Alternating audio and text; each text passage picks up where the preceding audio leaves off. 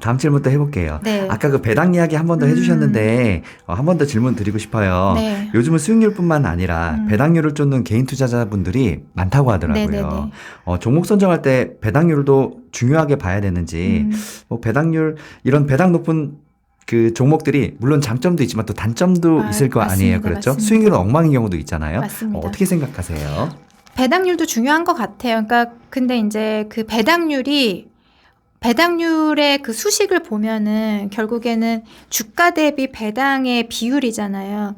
근데 내가 딱 어떤 시점에 봤는데 배당률이 너무 높아. 봤더니 주가가 최근에 너무 떨어져서 이 배당률이 튀어 보일 수도 있는 거예요. 그래서 우리가 배당률 자체를 보는 것도 좋지만 이 기업의 배당률이 얼마만큼 등락이 없이 꾸준한 레벨을 유지하고 있느냐를 조금 보완적으로 생각을 하셨으면 좋겠어요. 단순히 막 주가 때문에 움직이는 높은 배당 수익률이 아니라 이 기업이 꾸준하게 배당금을 지급하고 그 금액 자체를 증가해 나간다면은 그런 주가의 등락에 조금 더 덜 영향을 받으면서 배당 수익률 자체가 높은 수준에서 유지가 될 수 있거든요. 그래서 그러한 부분들을 보시면 좋을 것 같고, 그리고 이거는 투자자분들의 성향에 따라 또 선택을 하시면 좋을 것 같아요. 뭐 예를 들어 우리가 이제 미국의 빅테크에 투자를 하는데 정말 좋은 산업에서 헤게모니를 가져가는 종목이어서 딱 봤는데 난 이거 투자를 할 건데 배당을 안 해? 이거 나쁜 기업인가? 그건 아니거든요. 그만큼 다 가질 수는 없어요. 기업 하나를 볼 때 기회가 있으면은 성장의 기회가 있으면은 그 기업은 좋은 기업인 거고, 하지만은 조금 성장은 떨어지지만은 어느 정도 현금 흐름이 나오는 기업이면 또 그거는 그 나름대로 좋은 기업이고, 그런 측면에서 좀 바라봐 주셨으면 좋겠고요. 일단 너무 높은 배당 수익률은 한 번은 점검하고 가야 된다. 예, 그 부분 좀 말씀을 드리고 싶습니다. 네. 네. 제가 이 질문을 말씀드리는 것도 네. 배당이 많다고 무조건 좋은 게 절대 아니더라고요. 네, 그렇죠. 맞습니다. 그런데 그 주식에 대해서 잘 모르시는 분들이나 너무 배당 성향만 쫓아가시는 분들은 배당금만 보고 갔다가 수익률을 굉장히 엉망으로 손해를 많이 보는 경우가 있거든요. 맞습니다. 네, 그래서 제가 한 번 더 여쭤봤습니다. 맞습니다. 네. 그리고 사실 그 배당 성향이라는 거는 기업들이 이익을 100을 냈다라면은 한 50% 정도는 배당으로 내보낼 거야가 배당 성향이긴 한데, 우리가 배당 전략을 딸 때 너무 이익에서 배당을 너무 많이 주는 기업들은 한 번 더 생각해 봐야 돼. 얘는 왜, 사실 어느 정도 이익이 나면은 주주들에게 돌려줄 것과 향후 미래를 위해 투자를 해야 될 부분을 적절하게 배분해서 금고에 가져가야 되는데, 얘네는 성장에 대한 의지가 없는 보다 너무 배당을 이익의 한 80% 정도 한다, 이런 애들은 저희가 배당 전략의 주요한 좋은 기업으로 보고 있지는 않거든요. 그래서 단순히 배당만 보는 것은 좋은 기업을 보는 그 척도는 아니다, 그렇게 말씀드릴 수 있을 것 같습니다. 네. 그 방금 또 배당 성향에 대해서 이야기해 주셨는데, 네. 그 예를 들어서 미국 같은 경우는 정말 선진국인 게 이런 배당 성향이 굉장히 좋다 그러더라고요. 네네. 기업이 이제 실적 이익을 내면 그거에 맞게 주주들한테 배당을 하면 주주들도 더 많이 또 투자를 하게 되잖아요. 네. 미국 같은 경우는 이런 게 굉장히 잘 돼 있다고 하더라고요. 맞습니다. 아무래도 일단 뭐 주식시장의 역사도 길고 배당을 꾸준히 해온 기업들의 숫자도 굉장히 많습니다. 우리나라가 한국의 디스카운트 요인이라고 하면은 배당에 대해서 많이 지적을 해왔잖아요. 그렇기 때문에 변화하고 있어요. 한국 기업들도 배당 정책에 대해서 지속적으로 개선을 하고 있고, 그리고 최근에 이제 지금은 조금 안 좋지만 은행주가 연초 이후에 굉장히 조금 주가 흐름이 좋았던 중에 하나 요인이 배당의 개선이었어요. 예, 그런 부분들이 좀 많이 반영이 되면서 특히나 펀드와 같은 간접 투자를 통해서 주주의 목소리를 내는 그런 역할이 확대가 되면서 그런 역할들이 기업들의 움직임의 변화로 이어지고 있을 정도로 국내 기업들도 배당에 있어서는 굉장히 좀 개선되고 있다. 그런 부분도 말씀드리고 싶습니다.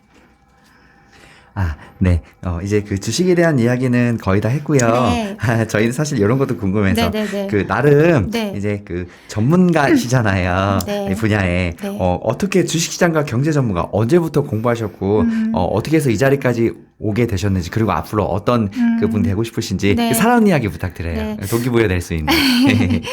네, 저는 일단 2006년에 증권사 리서치에서 아까도 말씀드렸지만 기업 분석 애널리스트로 시작을 했는데 학교에서 회계를 공부를 했습니다. 결국에는 기업의 가치를 제대로 평가하기 위해서는 기업들의 뭐 대차 대조표라든지 손익계산서라든지 이런 부분들을 분석하는 것이 기반이 돼야 되기 때문에 그런 공부를 통해서 이제 증권사 리서치에서 금융시장에 좀 발을 내딛게 됐고요. 그리고 2012년부터는 ETF 시장에서 근무를 하고 있어요. 국내 ETF가 국내 시장에 도입된 지 20년이 됐거든요. 근데 2012년만 해도 이렇게 700여 개가 되는 다양한 ETF가 있지는 않았습니다. ETF라는 그 투자 수단이 각광을 받기 시작한 건 사실 레버리지 ETF였어요. 우리가 시장에 투자를 하고 싶은데 이거를 2배를 준다고? 그래서 굉장히 많이 활용이 되던 시기였고 각광을 받던 시기였는데 굉장히 이제 그런 부분에서 고민이 많았고 다양한 ETF 상품 개발에 대한 니즈가 있었기 때문에 저도 기업 분석 애널리스트 경험을 바탕으로 상품 기획이나 뭐 선진사 리서치 이런 거를 통해서 국내 ETF 시장에 다양한 상품이 상장될 수 있도록 하나의 일원으로서 계속 일을 하고 있고요. 그리고 앞으로도 700여 개 굉장히 많은 ETF가 있긴 합니다만 더 다양한 전략의 더 좋은 개선된 전략의 ETF들이 나올 수 있는 가능성이 무궁무진해요. 그런 부분에 저도 조금 더 도움이 될 수 있도록 열심히 공부하고 저희가 지금 23개 ETF밖에 되지 않아요. 더 많이 상장을 해야 돼요. 그래서 더 많은 ETF 상장을 하면서 솔 ETF가 투자자분들이 솔 ETF만으로도 자산 배분을 충분히 하실 수 있도록 열심히 노력하겠습니다. 네, 그게 바로 지금 말씀하신 것들이 메이저 자산 운용사들의 역할이거든요. 네. 그 브랜드 이미지가 정말 중요하잖아요. 네. 좋은 상품을 많이 내놔야 투자자들이 마음 편하게 또 투자를 할 수 있으니까. 네.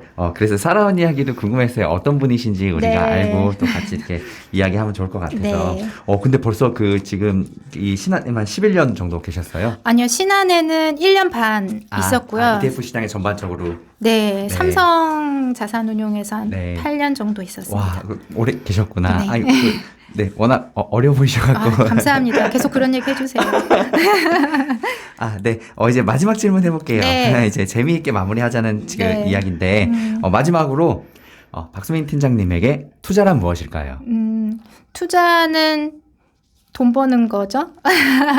근데 투자는 또 세상과 나를 연결해주는 수단이라고 생각을 해요. 그래서 그러니까 저는 이 금융시장에서 일하면서 좋은 것 중에 하나가 다른 쪽에서 일하는 분들보다 더 폭넓게 세상을 바라보고 있는 것 같아요. 내가 어떤 특정 산업에서 어떤 뭐 예를 들어 뭐 반도체에서만 일한다 그러면 너무 반도체 전문가는 될 것 같긴 하지만 세상을 넓게 보지 못하는 상황이 될 수 있을 것 같은데 금융시장에 근무를 하면서 세상을 보는 다양한 시각이 형성이 되고 있어서 뭐 그런 부분에서는 굉장히 또 좋은 점이라고 생각을 하고 있습니다. 와, 오늘 좋은 이야기 너무 많이 네. 해주셔서 감사합니다. 네. 저희가 그래서 신한소울과 함께 네. 다음에 이제 계속 지금 23개잖아요. 네. 아까 말씀드렸듯이 나중에 23개 다 소개해 주셔야 돼요. 근데 23개로 머물러 있는 게 아니라 더 많아질 것 그렇죠. 같습니다. 네, 그래서 주기적으로 앞으로 만나 뵙고 이야기 또 이렇게 나눴으면 좋겠습니다. 네. 네, 오늘 나와주셔서 감사합니다. 네, 감사합니다. 감사합니다.